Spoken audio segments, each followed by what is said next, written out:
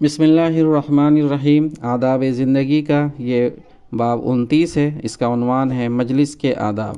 سامعین، آپ سے گزارش ہے کہ چینل اگر سبسکرائب نہیں کیا ہے تو ضرور کر لیں، شیئر کریں، لائک کریں اور اپنے نیک مشوروں سے ہمیں کمنٹ میں ضرور نوازیں۔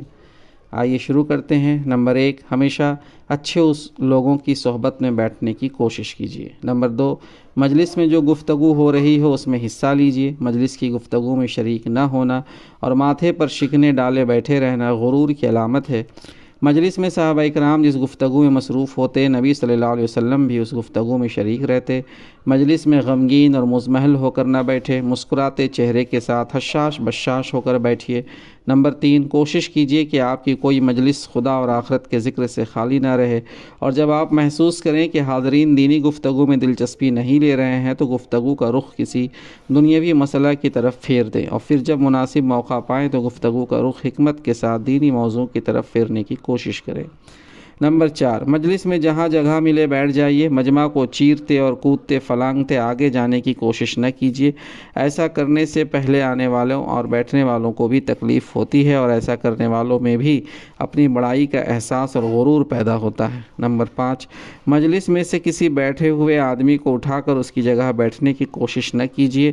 یہ انتہائی بری عادت ہے۔ اس سے دوسروں کے دل میں نفرت اور کدورت بھی پیدا ہوتی ہے، اور اپنے کو بڑا سمجھنے اور اہمیت جتانے کا اظہار بھی ہوتا ہے۔ نمبر 6، اگر مجلس میں لوگ گھیرا ڈالے بیٹھے ہوں تو ان کے بیچ میں نہ بیٹھیے۔ یہ سخت قسم کی بدتمیزی اور مسخرہ پن ہے۔ نبی صلی اللہ علیہ وسلم نے ایسا کرنے والے پر لعنت بھیجی ہے۔ نمبر 7، مجلس میں بیٹھے ہوئے لوگوں میں سے اگر کوئی کسی ضرورت سے اٹھ کر چلا جائے تو اس کی جگہ پر قبضہ نہ کیجیے، اس کی جگہ محفوظ رکھیے۔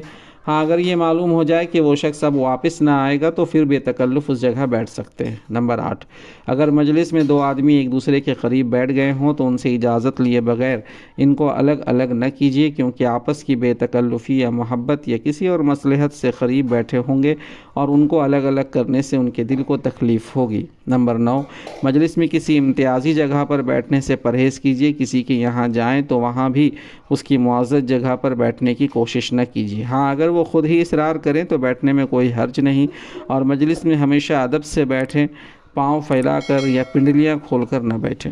نمبر 10، یہ کوشش نہ کیجیے کہ آپ بہرحال صدر کے قریب ہی بیٹھیں، بلکہ جہاں جگہ ملے بیٹھ جائیں، اور اس طرح بیٹھنے کے بعد میں آنے والوں کو جگہ ملنے اور بیٹھنے میں کوئی زحمت نہ ہو، اور جب لوگ زیادہ آ جائیں تو سمٹ کر بیٹھ جائیے اور آنے والوں کو کشادہ دلی سے جگہ دیجیے۔ نمبر 11، مجلس میں کسی کے سامنے یا ارد گرد کھڑا نہ رہنا چاہیے۔ تعظیم کا یہ طریقہ اسلامی مزاج کے خلاف ہے۔ نمبر 12، مجلس میں 2 آدمی آپس میں چپکے باتیں نہ کریں۔ اس سے دوسروں کو یہ احساس بھی ہوتا ہے کہ انہوں نے ہمیں اپنی راز کی باتوں میں شریک کرنے کے قابل نہ سمجھا، اور یہ بدگمانی بھی ہوتی ہے کہ شاید ہمارے بارے ہی میں کوئی بات کہہ رہے ہوں۔ نمبر 13، مجلس میں جو کچھ کہنا ہو صدر مجلس سے اجازت لے کر کہیے، اور گفتگو یا سوال و جواب میں ایسا انداز اختیار نہ کیجیے کہ آپ ہی صدر مجلس معلوم ہونے لگے۔ یہ خود نمائی بھی ہے اور صدر مجلس کے ساتھ زیادتی بھی۔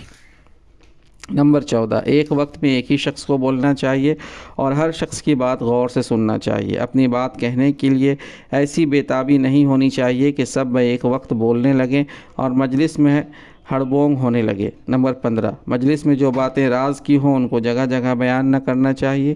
مجلس کا یہ حق ہے کہ اس کے رازوں کی حفاظت کی جائے۔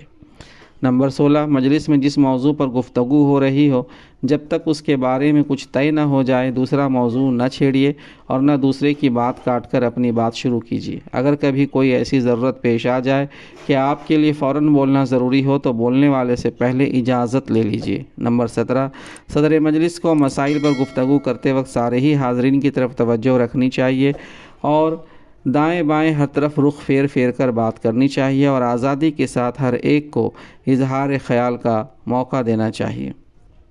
مجلس برخاست ہونے سے پہلے یہ دعا پڑھیے اور پھر مجلس برخاست کیجیے۔ اللہم اقسم لنا من خشیتک ما تحول بیننا و بین معصیتک ومن طاعتک ما تبلغنا به جنتک ومن الیقین ما تہون به علینا مضار الدنیا۔ اللہم متعنا باسماعنا وابصارنا وقوتنا ما احییتنا واجعلہ الوارث منا واجعل تأرنا علی من ظلمنا وانصرنا علی من عادانا ولا تجعل مصیبتا فی دیننا ولا تجعل الدنیا اکبر ہمنا ولا مبلغ علمنا ولا تسلط علینا من لا یرحمنا۔ ترمذی کی روایت میں ہے۔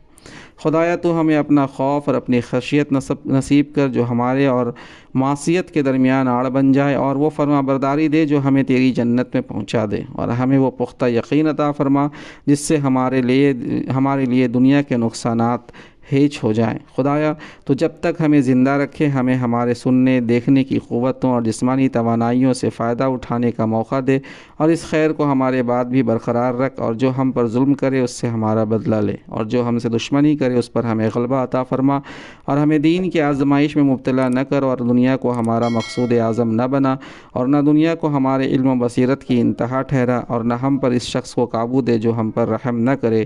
آمین یا رب العالمین۔ وآخر دعوانا الحمد للہ رب العالمین۔